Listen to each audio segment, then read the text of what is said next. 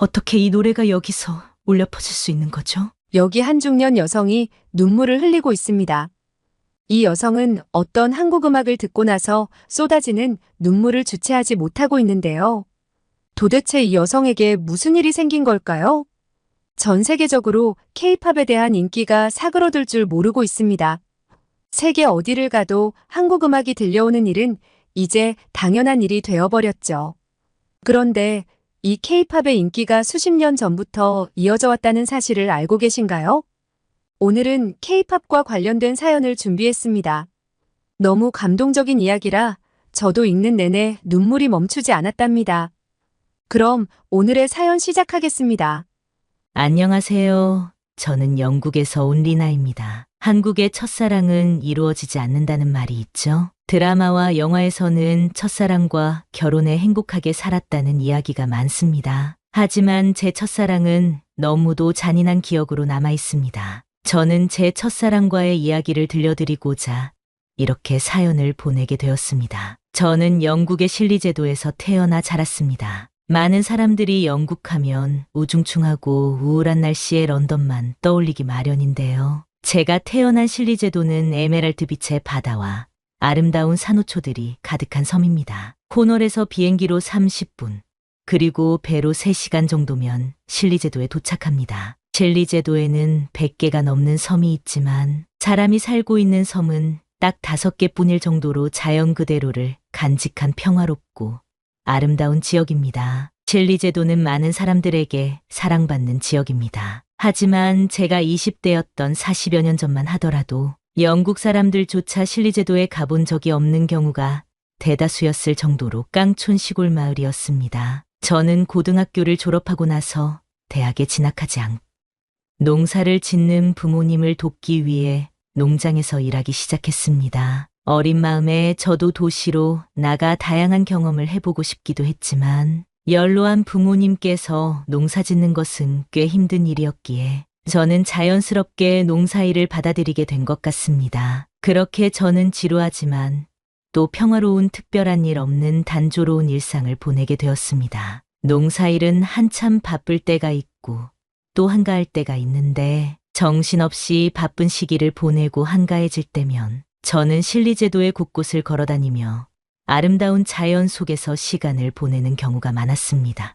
그러던 어느 날 저희 마을이 들썩이는 일이 벌어졌습니다. 한 동양인 남자가 저희 마을에 나타난 것이었는데요. 40년 전까지만 하더라도 실리제도는 워낙 깡촌이라 동양인이 온 적이 한 번도 없었습니다. 심지어 저는 태어나서 동양인을 실제로 본 적도 없었기 때문에 무척이나 궁금한 마음이 들어 구경을 갔습니다. 그 동양인 남자는 키가 훌쩍 크고 호리호리한 체형으로 병약해 보이는 느낌이 드는 사람이었는데 눈빛은 전혀 달랐습니다.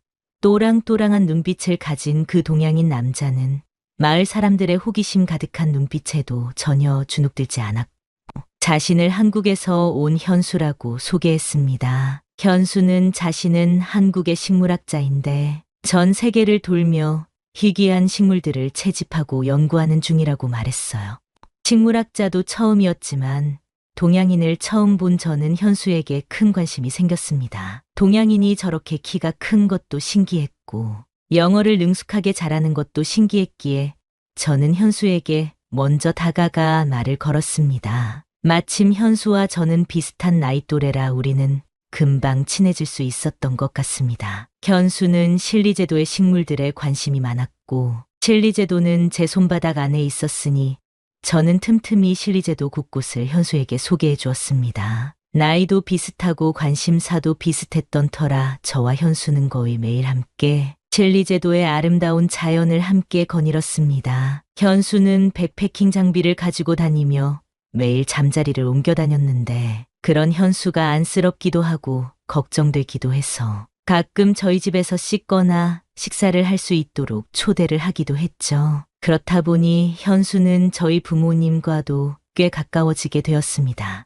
현수는 가끔 부모님과 저에게 한국 음식을 해주곤 했는데 저희 부모님은 그 음식들을 참 좋아하셨습니다. 특히 현수가 한국에서 가져온 한국 라면의 맛은 지금도 생각이 날 정도로 맛있었던 것 같아요. 현수는 외모와 다르게 위트 있고 자신감 넘치는 성격이었는데 이러한 현수의 성격 때문에 처음엔 동양인이라고 편견을 가졌던 마을 사람들도 모두 현수를 좋아하게 되었습니다. 저도 그런 현수를 언제부터인가 좋아하게 되었고요. 처음에는 친구 같은 감정이 어느 순간 이성의 감정으로 바뀌었고 현수만 보면 얼굴이 발그레해지고 현수와 눈이 마주치면 도망치기 일쑤였어요. 그런 제 모습에 현수는 의아한 눈빛이었는데 어느 날 왜 자신을 피하냐며 저에게 물었어요. 자신이 뭘 잘못해서 그러냐는 현수의 물음에 저는 제 감정을 숨기지 못하고 현수를 좋아하게 되었다고 고백했어요.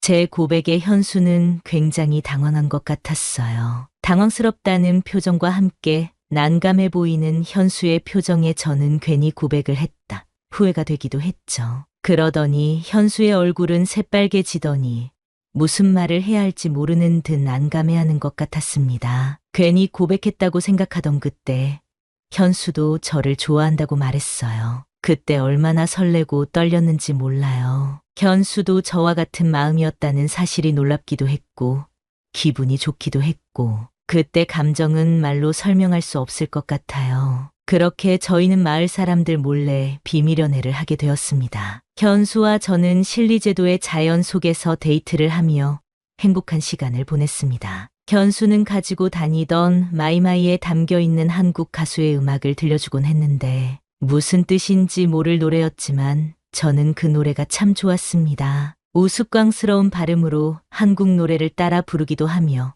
현수와 함께 노래를 부르기도 했어요. 현수는 이 가수의 이름이 산울림이라고 알려주었는데 메아리와 비슷한 느낌의 그 단어가 참 멋지다고 느껴졌습니다. 그렇게 우리는 산울림의 노래를 들으며 하루하루 행복한 추억을 쌓아나갔습니다. 그 행복은 영원할 것이라 생각했는데 그렇지 못했습니다. 현수가 신리제도에 온 지 2달 정도 되었을 때였을까요? 어느 날부터인가 현수가 저를 대하는 태도가 차가워지기 시작했어요.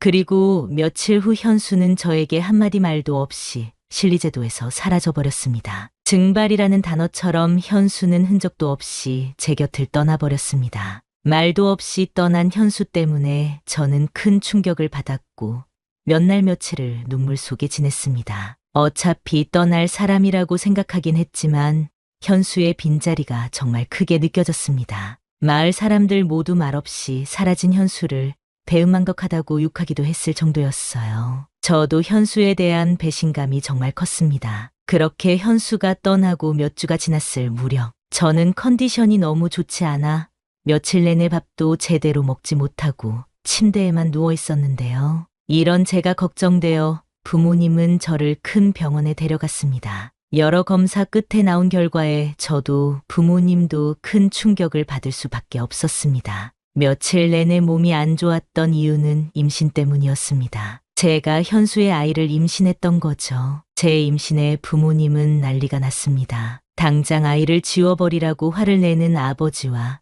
매일 눈물만 흘리는 어머니의 모습에 저는 크게 죄책감을 느꼈습니다. 하지만 이 아이를 지울 수 없다고 생각했어요. 제가 태어나서 처음 사랑하게 된 남자의 아이이기도 했고 말없이 떠난 현수의 마지막 흔적이라고 느껴졌기 때문이었어요. 저는 현수에 대해서는 이름과 한국에서 왔다는 거 말고는 아는 것이 없었어요. 그러니 제 뱃속의 아이가 더 소중하게 느껴질 수밖에 없었죠. 저는 결국 아이를 낳았습니다.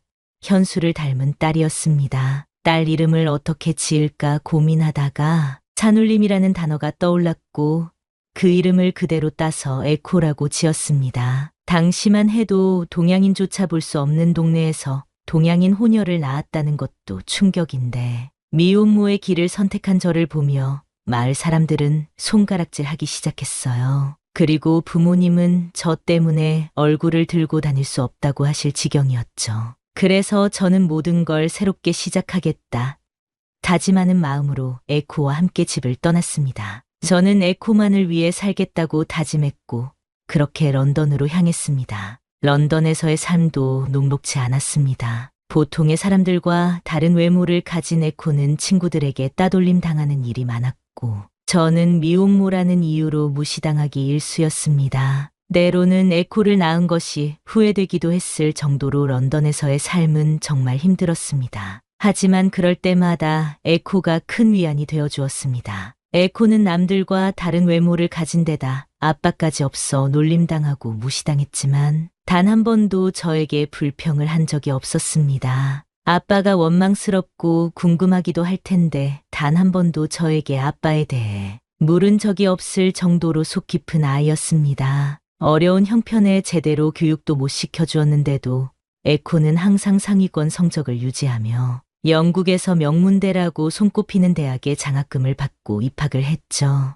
에코는 제게 큰 자랑이 되었습니다. 에코만 생각하면 밥을 안 먹어도 배가 부를 정도로 행복했습니다. 말도 없이 저를 떠난 현수가 밉고 원망스러웠지만 이렇게 사랑스러운 에코를 저에게 주었다는 사실만으로 현수를 용서할 수 있다는 생각이 들 정도로 에코는 저에게 너무나 소중한 존재였습니다. 에코는 캠브리지 대학교 아시아 및 중동학부에 입학을 하게 되었습니다. 에코가 선택한 전공을 보고 저는 아무 말도 할 수 없었습니다. 아마도 아버지에 대한 그리움과 궁금증에 따른 선택이 아닐까 짐작만 했을 뿐이죠. 차마 에코에게 왜 아시아 전공을 선택했는지는 묻지 못했습니다. 에코와 저에게 아버지에 대한 이야기는 언제부터인가 금기어가 되어버린 것 같았어요. 아버지 없이 힘들게 자란 에코에게 저는 늘 미안한 마음이었고 그런 저를 아는 에코는 아버지에 대해서는 묻지 않았죠.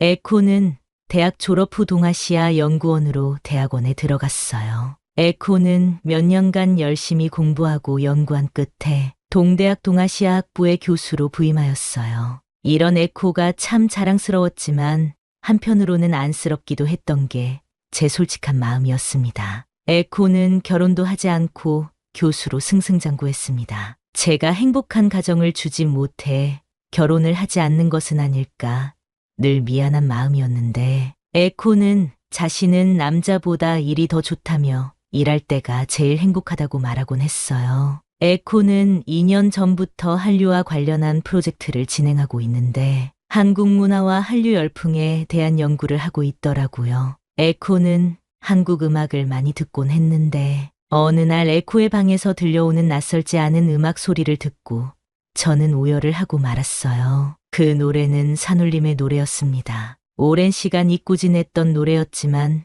듣자마자 저는 이 노래를 알 수 있었습니다. 산울림의 노래를 듣자마자 저는 현수와의 추억과 그간 살아온 삶이 떠올랐고 눈물을 흘릴 수밖에 없었습니다. 이 노래를 다시 들을 줄은 상상도 못했었는데 예상치도 못한 순간 듣게 되자 저는 에코를 신경 쓸 겨를도 없이 주저앉아 오열을 할 수밖에 없었습니다. 눈물을 흘리는 저를 보며 에코는 당황해 어쩔 줄 몰라 했지만 저는 한참이 지나서야 울음을 그칠 수 있었습니다. 눈물을 그친 저는 에코에게 현수와 함께했던 순간과 그와 들었던 산울림 노래 그리고 왜 에코의 이름을 에코로 지었는지 설명해 주었습니다. 그간 궁금했던 이야기를 이제야 듣게 된 에코의 눈시울도 붉어졌습니다. 에코는 엄마가 참 힘들었겠구나 저를 위로해 주었죠. 에코는 사실 자신도 아버지가 너무나 궁금했고 때문에 한국이라는 나라에 대해 알고 싶어졌다고 말했어요.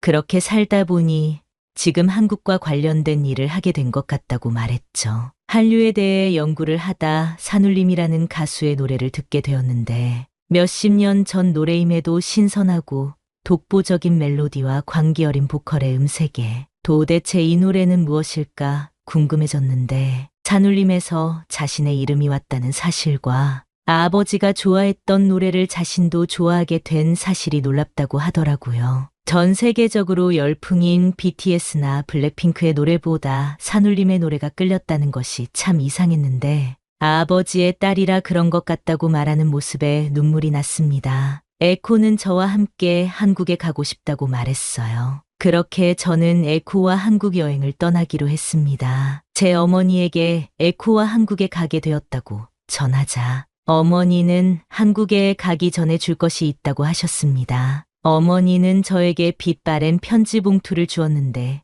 그 편지는 제가 에코와 집을 떠난 후 도착한 편지였습니다. 현수가 보낸 편지였죠.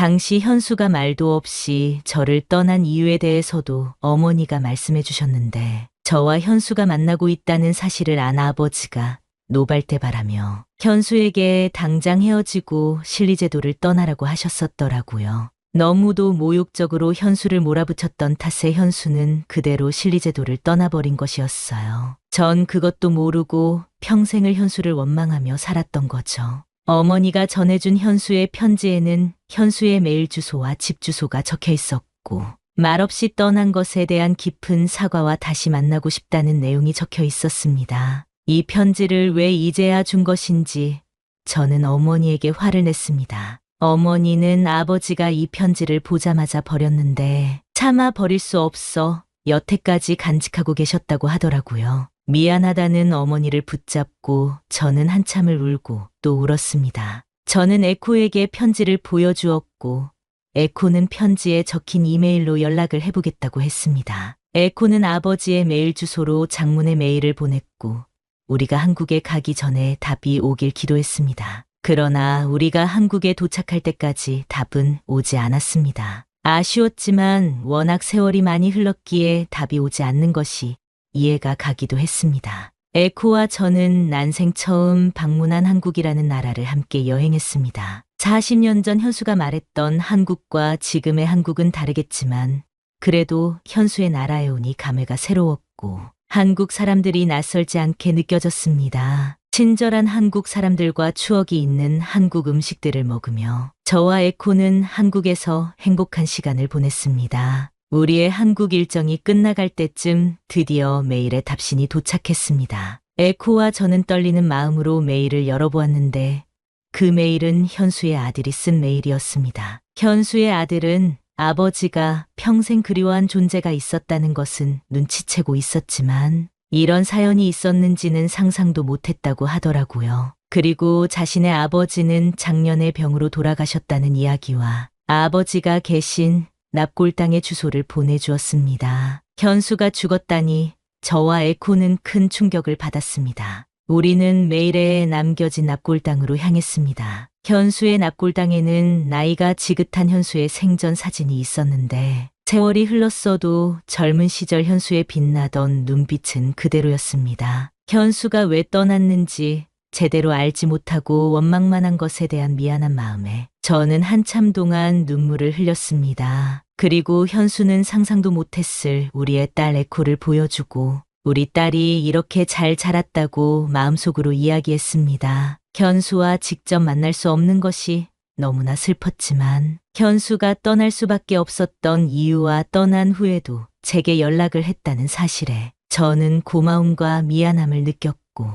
더 이상 현수를 원망하지 않아도 된다는 사실에 감사한 마음이 들었습니다. 에코와 저는 그렇게 현수를 보고 영국으로 다시 돌아왔습니다. 현수가 우리를 버린 것이 아니라는 사실에 저는 이전과 달리 에코와 현수에 대한 이야기를 거리낌 없이 나눌 수 있게 되었고 에코도 조금은 편안한 마음으로 한국에 대한 연구를 이어나갈 수 있었습니다. 제 첫사랑이 참 잔인하다고 느꼈는데 그건 오해였다는 사실에 매일매일이 감사하다는 생각이 듭니다. 얼마 전 에코가 진행 중인 한국 문화와 한류에 대한 연구지 초고를 읽어보게 되었는데 여러분에게 일부 내용을 소개하고 싶어 그 내용을 담습니다. K-팝의 인기는 전 세계를 누비고 있는 지금 아이돌의 음악뿐만 아니라 수십 년 전 사랑받았던 한국의 노래가 많은 외국인들에게 다시 사랑받고 있는 일종의 역주행 현상이 발생하고 있다. 최근 스페인의 한 음반사 대표 안토니 고르주스는 산울림의 노래를 담은 LP 음반 이브닝 브리즈를 발매했다. 그는 음반 해설지에 도대체 이 음악은 어디서 온 것이죠? 라는 문장을 담았는데 이 음반에는 고르주스 대표의 깊은 팬심이 담겨 있다. 고르주스 대표는 산울림의 거친 보컬은 광기가 가득하고 기괴한 느낌이었지만 끌릴 수밖에 없었고 갑작스레 분위기를 바꾸는 곡의 전개가 신선하고 독보적이었다. 산울림 덕분에 한국의 신중현, 밴드 마그마, 한대수 등의 록음악을 알 수 있게 되었고 앞으로도 한국의 오래된 음악을 발굴하고 싶다라고 말했다. 최근 산울림과 조용필 등의 80년대 한국을 풍미했던 가수들의 음악을 스페인의 관광 명소에서 틀어두자 수많은 사람들이 몰렸고 가사조차 이해할 수 없는 한국 음악을 들으며 눈물을 흘리는 일까지 발생했을 정도로 유럽인들의 케이팝에 대한 관심이 높아지고 있다. 한류 열풍은 단순히 최근에 발생한 현상이 아니다. 무수한 역사를 통해 발현된 한국이란 나라의 저력은 이미 수십 년 전부터 전 세계에 영향을 미치고 있는 것이다. 저는 사실 한류에 대해 잘 모르지만 40여 년 전 들었던 산울림의 노래가 세월을 뛰어넘어 수많은 유럽인들에게 감동을 주고 있다는 사실이 놀라울 따름입니다. 요즘 영국의 어린 학생들이 한국어를 공부하고 있다는 기사도 심심치 않게 볼 수 있는데 현수와 에코의 나라 한국이 전 세계에서 더 많은 사랑을 받았으면 좋겠습니다. 오늘은 영국에서 온 리나 씨의 이야기를 들려드렸습니다. 유럽에서 한국의 아이돌뿐만 아니라 과거에 유행했던 음악들이 재조명되고 있다는 사실이 놀랍습니다. 숨겨진 한국의 명곡들과 한국의 문화가 많이 알려졌으면 좋겠습니다. 오늘 영상이 즐거우셨다면 구독과 좋아요, 알림 설정 부탁드립니다.